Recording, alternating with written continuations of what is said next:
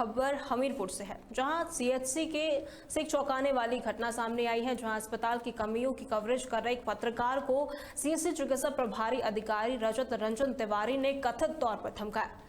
पत्रकार ने इस संबंध में जिलाधिकारी से शिकायत कर न्याय की गुहार लगाई है।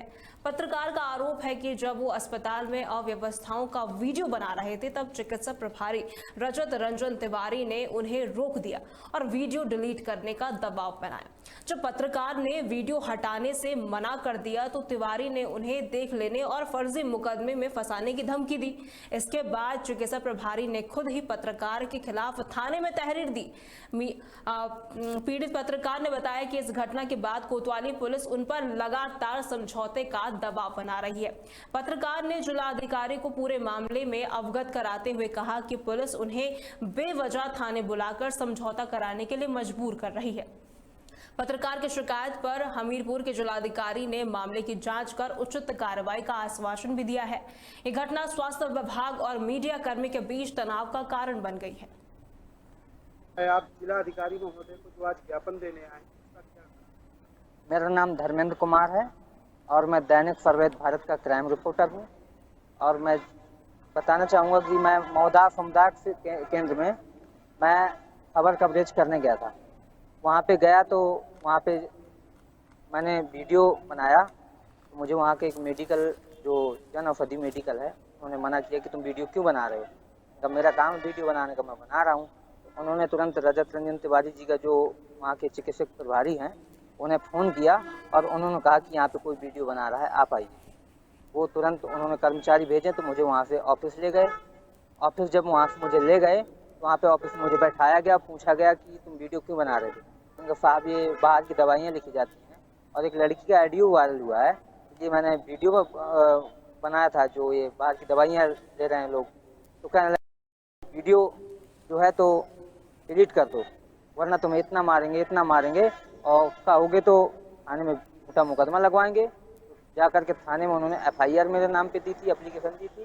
तो पुलिस मुझे 1-2 दिन फ़ोन कर रही है लगातार कि तुम आओ, उस पर जा करके।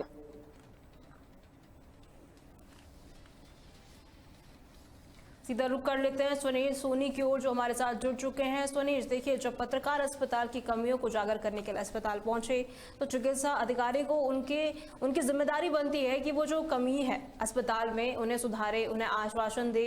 लेकिन यहाँ तो कुछ घटना कुछ उल्टी नजर आ रही है। क्या कुछ अपडेट है इसको लेके सुनीश? अगर बात की जाए तो ये घटनाएं निरंतर चलती रहती रही हैं और ये CSC मौदा विगत कई दिनों से सुर्खियों पे रहा है। बताता चलूं कि बहुत पहले, अभी हाल ही में करीब 1 हफ्ते पहले, यहाँ के कर्मचारी द्वारा एक अभद्र टिप्पणी, जो मरीज के परिजन है, पर्चा बनाने को लेकर के जिसका वीडियो भी वायरल हुआ था, उसको लेकर के उनकी गाली गलौज का मामला आया हो, या वहां पर एक दुखियारी महिला जो अपने इलाज को लेकर के अस्पताल के बाहर और अंदर की व्यवस्थाओं को देख करके रो रही है और अपने इलाज के लिए गुहार लगा रही है। यही सारी चीजें हुई एक पत्रकार के साथ अभद्रता करने का कारण ये हुआ कि जब ये सारी चीजें वायरल हुई, वायरल होने पे सभी पत्रकारों ने इस चीज को गंभीरता से लिया और अपने अपने ढंग से उसको प्रकाशन में लाए, प्रकाशित किया, समाचारों में चलाया। लेकिन उसके बीच में ये जो पत्रकार हैं धर्मेंद्र जी, ये वहां पहुंचे। पहुंचने के बाद खिसिया करके उन्होंने इस पत्रकार के साथ ऐसा दुर्व्यवहार कर दिया। अब देखने में ये आएगा कि आगे जो शासन प्रशासन है इस पर उस पत्रकार की क्या मदद कर पाती है। देखिए, मीडिया का तो काम है सच दिखाना। अगर अस्पताल में इस तरीके के हालात है, अस्पताल में इस तरीके के काम कर रहे हैं, तो मीडिया कर्मी का तो फर्ज बनता है वो उसे दिखाए। लेकिन इसके बावजूद भी पत्रकार के साथ इस तरीके से उसे झूठे मुकदमे में फंसाने की धमकी दी गई और ऐसे में कई सवाल खड़े उठ रहे हैं। ऐसे में पुलिस कार्रवाई करने के बजाय दबाव बनाने की कोशिश कर रही है, समझौता बनाने की कोशिश कर रही है। पुलिस को तो इस मामले को संज्ञान में लेना चाहिए, अस्पताल में जाके कार्रवाई करनी चाहिए, लेकिन एक पत्रकार को इस तरीके से दबाव बनाना कहां तक सही है? सुनीश, देखिए, कहीं ना कहीं ये आघात किसी एक पत्रकार के साथ नहीं हुआ है, ये आघात हर वो पत्रकार के साथ हुआ है जो सच की आवाज बनना चाहता है।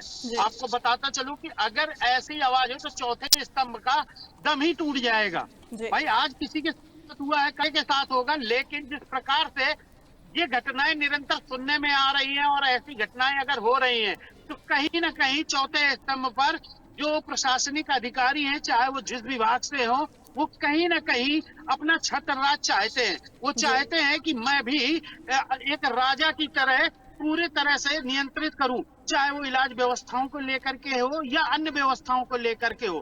लेकिन उन परिस्थितियों को अपने हाथ में, मुट्ठी में लेने की वजह से कहीं ना कहीं पत्रकारिता की स्वाधीनता को छीनने का प्रयास किया जा रहा है। जी देखिए, जिस तरीके से हालात अस्पताल में बने हुए हैं और ऐसे में आपने भी बताया कि यहाँ पर एक महिला ने भी इस मामले को उठाया था, तो क्या स्वास्थ्य विभाग ने इस मामले में कोई अपडेट लेने की कोशिश नहीं की? और ऐसे में क्या उन्होंने सोचा नहीं कि वहां पे जाके जिस तरीके से ये लगातार लोग इसकी शिकायतें कर रहे हैं, लोग कह रहे हैं कि इस तरीके से चीजें सामने आ रही है, तो उनकी जिम्मेदारी नहीं बनती कि वो वहां जाए, अस्पताल में देखे हालात किस तरीके से हैं? देखिए, सीएससी जो मौदाहा है, सीएससी मौदाहा में अनियमितताएं अक्सर सुनने में आती हैं, लेकिन अब जो अनियमितताएं हैं वो चरम पर हैं। आपको बताते चले, महिला से कुछ ही दिन पहले, खींच के 2 दिन पहले, एक मामला ऐसा आया था कि एक अस्पताल का जो पर्चा बनाने वाला कर्मचारी है, वो पीड़ित लोग जो पर्चा बनवाने गए उनसे ऐसी गालियों का जो कि मैं एक अच्छे मतलब एक रिपोर्टेड चैनल से जी, ऐसे गंदे वर्ड का इस्तेमाल किया गया कि मैं अपने राष्ट्रीय चैनल पे इसका शब्द लेना भी गलत समझता हूं। और बहुत सी चीजें, जिस प्रकार से महिला का जो वीडियो वायरल हुआ, वो भी कहीं ना कहीं मैं चाहूंगा कि आप उस वीडियो को और वो भी जो वहां के कर्मचारी ने वहां पे बर्ताव किया, मैं चाहूंगा कि वो वीडियो भी आपके सामने प्रकाशित करें कि लोगों की वहां की जमीनी हकीकत सामने आ सके। देखिए, समझौता करने का दबाव बनाया जा रहा है। क्या समझौता करके जो अस्पताल के हालात हैं वो सुधर जाएंगे? क्या जिस तरीके से पत्रकार के साथ अभद्रता की गई है, महिला के साथ की गई है, मरीजों के साथ की गई है, समझौते से क्या वो सब कुछ ठीक हो जाएगा? अगर ये सब हो सकता है तो पहले यही कर लीजिए, क्योंकि जिस तरीके से जो लगातार, अब ऐसे में कहीं ना कहीं सवाल ये उठता है कि एक अस्पताल के हालात इस तरीके से, तो जो बाकी अस्पताल होंगे उनमें किस तरीके के हालात होंगे? अगर बात की जाए तो ये बात सही है कि समझौता तो वो कराने का प्रयास कर रहे हैं, लेकिन जो चौथा स्तंभ है, हर कोई समझौते लायक नहीं होता है। मैं मतलब दाद देता हूं उस पत्रकार की कि उसने दबाव नहीं माना और यहाँ के जिला अधिकारी को पत्र दे करके शिकायत अपनी बता करके, अपनी जो भी उसके साथ घटना घटित हुई है उसको दिखा करके वो पूरी मामले को सबके सामने लाना चाहता है। और मेन चीज ये आ रही है कि समझौता का दबाव वो इसलिए बनाना चाह रहे हैं कि हमारी जो अंदर सारी चीजें गड़बड़ चल रही हैं, उन चीजों को कहीं ना कहीं प्रकाशित ना हो, लोग जाने ना। इन चीजों की वजह से वो समझौते का प्रयास पुलिस के माध्यम से कराना चाह रही है। देखिए, अव्यवस्थाओं का भी यहाँ पे जिक्र किया गया था कि अव्यवस्थाएं भी काफी ज्यादा थी और वीडियो डिलीट करने का भी दबाव बनाया जा रहा। तो क्या इस पे कुछ कार्रवाई होगी इसके बाद? क्योंकि जब पत्रकार वहां गया होगा तो जाहिर सी बात है उसने वो वीडियोस बनाए होंगे कि किस तरीके से जो माहौल है वो वहां पर अस्पताल में बना हुआ है। तो क्या वो वीडियो डिलीट करने के बाद क्या पुलिस हरकत में आई है, वहां जाके उन्होंने कार्रवाई की है, या फिर मामले को रफा दफा कर दिया गया है? देखिए, फिलहाल जैसे ये मामला हुआ उसके अगले दिन पीड़ित पत्रकार जो है जिला अधिकारी महोदय कार्यालय में जाकर के पूरा अपनी शिकायत दर्ज करा है। आज स्वयं जिला अधिकारी महोदय ने इस पर जांच करके कार्रवाई कराने का कहा है। अब ये आने में ही बता पाएगा कि इस पे क्या उचित कार्रवाई हो पा रही है या नहीं हो पा रही है। जी, बहुत बहुत शुक्रिया हमारे साथ स्वनीश जुड़ने के लिए और तमाम अपडेट्स हम तक पहुंचाने के लिए।